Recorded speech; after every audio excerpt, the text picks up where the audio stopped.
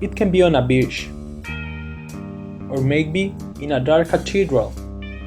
It may also be in a colorful temple or in front of an amazing sunset. Whatever it may be, I am always trying to stand right there with my camera.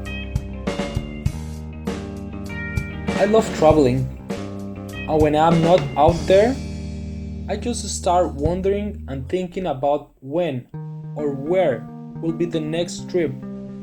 Personally, I think that traveling is something like an engine that prompts me to take pictures because when you are out of your regular life and far away from your comfort, everything is different.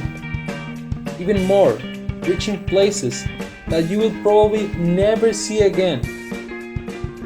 Marvelous landscapes, enormous lizards, flying birds, or just the clouds in the sky, wonderful lanes in the forest, authentic streets with their particularity, people on the streets, old houses, new constructions, all these things that belong to another dimension, which is part of a whole universe with my camera, and through it, it made this universe part of me.